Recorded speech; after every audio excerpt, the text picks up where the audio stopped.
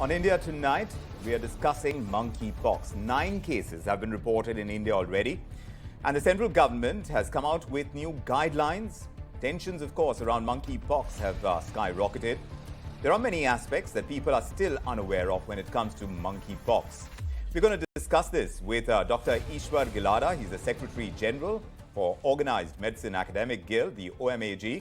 But before we come to you, Dr Gilada, let's just take to our viewers this bit of an explainer that I put together earlier this evening about the virus, what we know about it so far, and some of the myths that exist around it. And perhaps, Dr. Gilada, we can take it a little more ahead to be able to explain to our viewers. Let's take a quick look at this explainer. All right, so here's what you need to know about monkeypox. The first human case of monkeypox was actually identified in the Democratic Republic of Congo. This happened back in the year 1970. So when you talk about monkeypox, it's a virus. It transfers from animals to humans. And it's a self-limited disease where actually the symptoms last anywhere between 2 and 4 weeks. So among those infected, it's only about 3 to 6% of people who've actually been infected who've succumbed to the virus. But how does monkeypox actually spread? Ordinarily, it spreads when there is close contact with lesions and body fluids.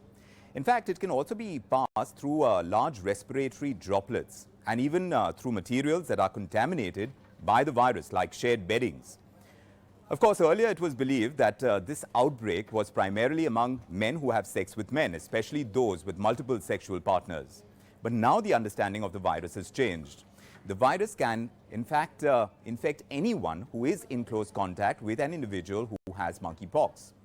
So what happens actually when you get hit by the virus? Well, it can be lodged in the body for anywhere between 5 and 21 days before the symptoms actually show up. And what are these symptoms? Fever for one, the swelling of the lymph nodes. There could be aches in the head, in the back, and also the muscles. And there would be general weakness that one experiences. There is also a phase of skin eruptions that comes up in about 3 days after the fever sets in, where you see rashes on the face, on genitalia, and other parts of the body. So the other question to ask, and everyone wants to know, is whether we have vaccines already to control the spread of monkeypox. Not specifically, not at the moment. They are in the making, but we don't have them right now.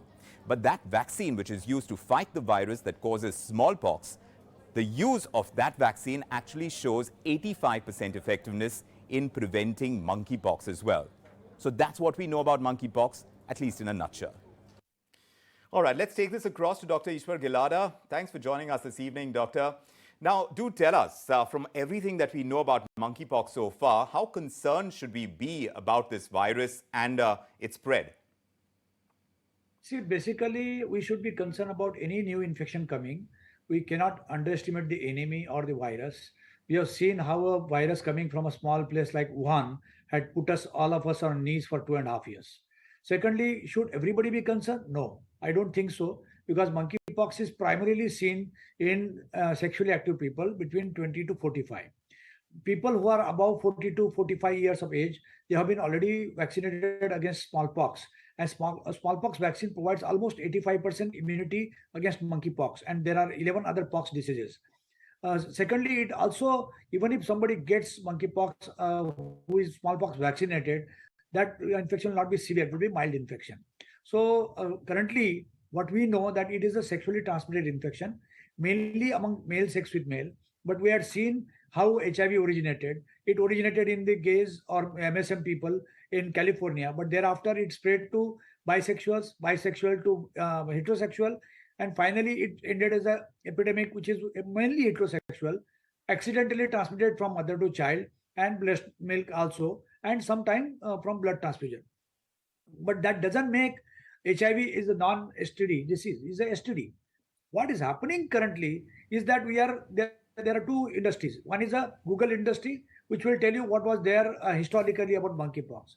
But other is a real life, what is happening. Right. Number one, it cannot be called monkeypox because it is not transmitted from monkeys, either directly monkeys or through any of the intermediate animals, or like dormice, etc., which was there historically. Right. Currently, it is human to human transmission. So we should call it human pox. That will be aiding two things. One is our understanding. Second thing, it will remove the stigma and discrimination associated with the disease. Right. There is a triple stigma. Number one is the stigma of the name, monkey. Yeah, any doctor will ask, have you done any monkey tricks to get monkeypox? Right. So that is But perhaps the dehumanizing. name may not be as important as what the disease does. So what are the do's and don'ts, doctor, that you'd advise to prevent even contracting this disease?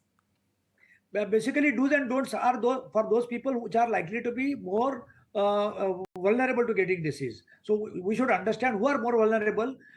When we say close contact, is a very close contact. Not even family members are getting it. So only very close contact, that means sexual contact.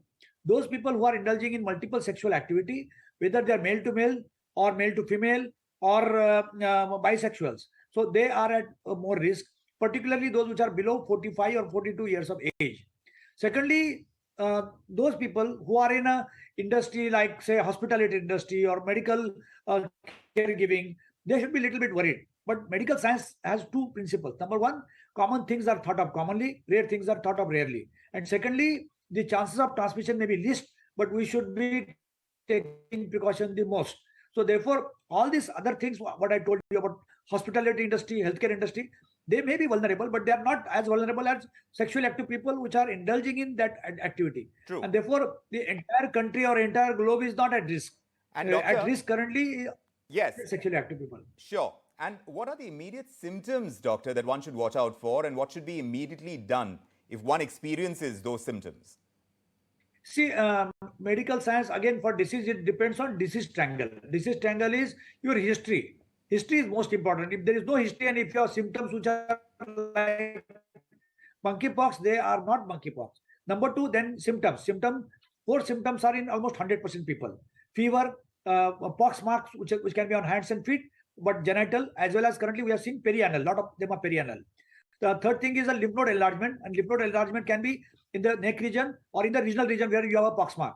And fourthly, odonophagia or difficulty in swallowing. These are in almost all 100% patients. All other symptoms can be there like malaise, body ache, diarrhea, it can be bleeding. So it can be in many people, but not 100%. So therefore, we should be worried about number one, history, number two, symptoms, and number three, test positivity. Currently, test positivity can be done only at NIV Pune, and one lab is established in Kerala. But they are government of India has asked to expand to having at least one testing center in major states. So in that way, we can do that test. There are two steps in the test. Number one is a general pox heredity test. If that is positive, then they will go for monkeypox test. Otherwise, there is no need of doing monkeypox test. Fair enough. So testing is important. Do you believe, doctor, that India has learned lessons from the COVID-19 pandemic and is doing enough to control the spread of monkeypox now? I think we have learned enough lessons, and we have learned wrong lessons. Because COVID-19 is going on, we are equating any new disease coming with the COVID. And therefore, we talk about respiratory droplets, etc. I call it beating around the bush. We should be able to tell spade is a spade. And it's unfortunately, WHO also has not declared spade is a spade. And therefore, Government of India currently is the herd mentality. We are just following what WHO is saying. The real life situation is different. It is not a respiratory droplet which is responsible. So let us not be worried about it will spread to every Tom, Dick and Harry in the country or all population in the country. Children will not be at risk. Those which are above 45 will not be at risk. Those who are indulging in multiple sexual activity, whether they are homosexual, bisexual, or heterosexual, sexual transmission, or whether it's a respiratory transmission. We seem to be having a technical glitch over there in our connection with you, doctor, but it's been a pleasure talking to you and getting the kind of clarifications that so many people have about monkeypox, what this virus is, what it does, and the kind of steps that one should take to ensure that we don't reach a stage where we have to deal with it in a big way, taking away from the lessons of the pandemic that we're just about coming out of. Thank you, Dr. Gilada, for joining us.